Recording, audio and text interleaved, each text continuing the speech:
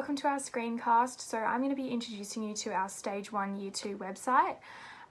It's all about recycling, and we have an avatar that the children can relate to, bring up their entertainment value.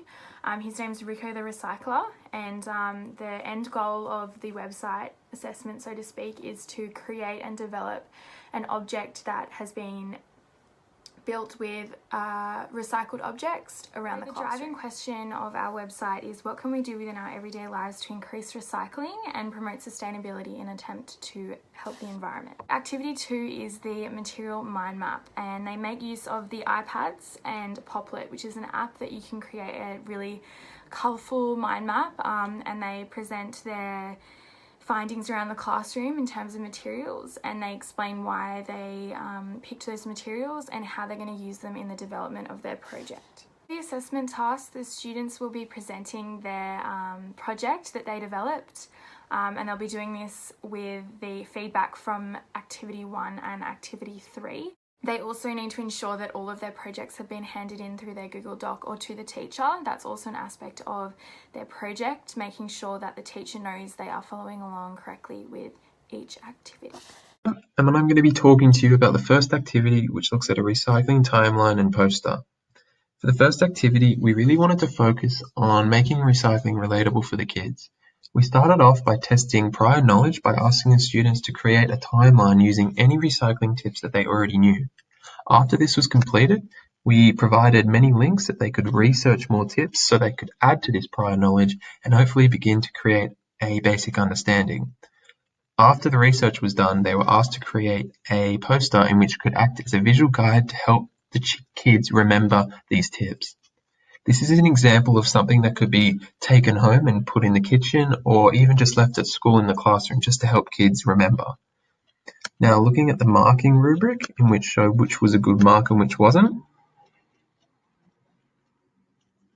we decided that at the lower end of the marking criteria were the kids that hadn't completed the research, therefore didn't really show much of an understanding on the recycling.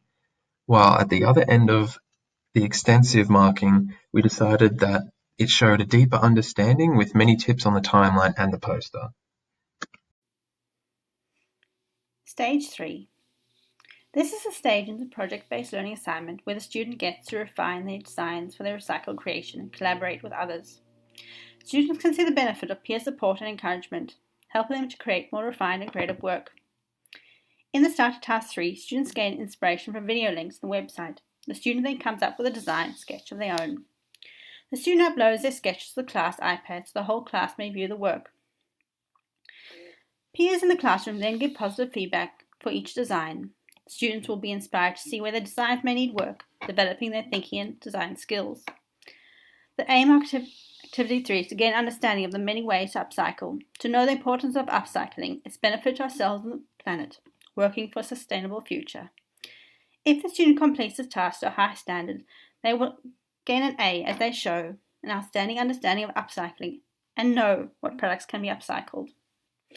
The learning outcome they will have met is using material, tools and equipment to develop a solution for needs or opportunity. Looking back at the video that you find on the welcome page of our project, you can see that it is designed to hook and engage students with fun and engaging content. It introduces them to some basic facts about recycling and pollution and is quick and easy to access, whether you be a student or a teacher. Moving on to the assessment task,